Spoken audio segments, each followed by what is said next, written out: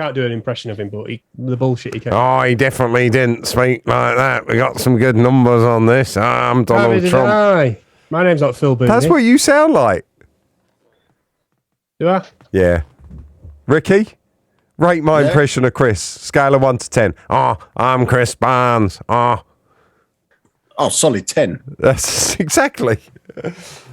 Sounds just like him. Oh, fancy a better day when the sun shines. It's amazing how you managed to say that without moving your mouth, Chris. Or was that you, Rick? Oh, well. I want me, mate.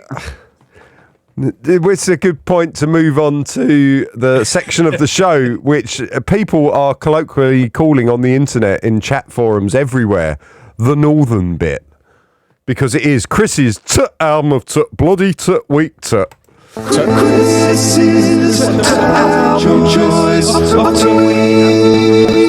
album choice of week. He's been getting stoned. Right. Praise be, listen to him. He knows what he's talking about. Shut up. Oh, it's important now when I talk. It's fucking important, this one. I love this album. Get on with it.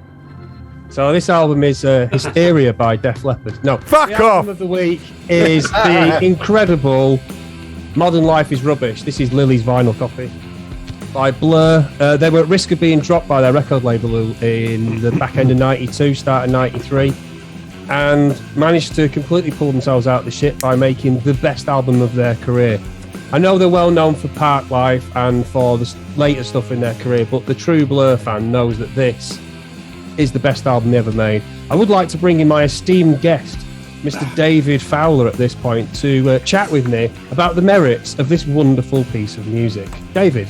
Right, well, as people might have seen there, I'm a little bit biased because I did have text over the album. Usually I put the album picture on next to Chris, and then I have text over it. I don't usually have text over it, but today I did, and it said, the best album of the 90s. And I mean that with all sincerity. That album is just a game changer. I've listened to it in the last week. I've listened to it twice, start to finish, in my car. It's just amazing. And if you look, in fact, if I go back, I'm going to try and, I'll go back to the album pick and you'll see Chris, right? And just look at the font of where Blur's written, okay? The font of their logo, and then look at the B where I've written the best album of the 90s. I even tried to match the fonts to get Space Potatoes to look like, I mean, they are such an influence on us, an influence on it is just... Completely, yeah. And I mean, I remember one thing I always get over Dave is I saw Blur when they appeared on Cheryl Baker's Saturday morning show, Eggs and Baker, miming to There's No Other Way. And my best mate Jamie rang me, or he rang me, I rang him, whatever. Look at this band. This sounds like See Emily Play. We were both really excited. And that was it. We were in at the start with them, really. And then For Tomorrow came out, the first single off this album, and we just couldn't believe it. Even my dad, who's a bit of a stickler for older music, came in and went, bloody hell, that's amazing, he sounds like David Bowie. And then the album came out, and it's got the chords on the lyric sheets. So you could, as a fan, you could sit there and play along, which was genius. That was... particular favourite tracks on that album. I mean, Colin's Eel is absolutely amazing. Everything's amazing on it. It really is. I've got to say, Oily Water recently, I've been listening to a lot of that, and that bootleg that I posted on Facebook, the version of Oily Water that they did in Denver there is just something else. It's just absolutely amazing. But that album, there's also little secret tracks on it between, end of the song, it fades out, goes to a secret track. There's a track on there called Intermission, which we have parodied, which is one of the things you will hear on the show all the time. The little descending piano thing is parodied from that album. It is just... There's a track called Sunday Day. There's a track called Sunday, which is where Monday came from. It's just, it's a massively important album for me and for Dave. I'm going to bring it up again. If I could just tell anybody, if they were going to invest, because I've noticed sometimes in the comments people say, I checked out that ELO album or Queen 2 or whatever I've suggested. You're going to dig into this. Just start at the beginning. Start with For Tomorrow, and you will hear straight away. You will hear some of the chord changes, the harmonies, the way we've done some of these songs. You will get where Space Potatoes, the love of Blur, that's where it's all started.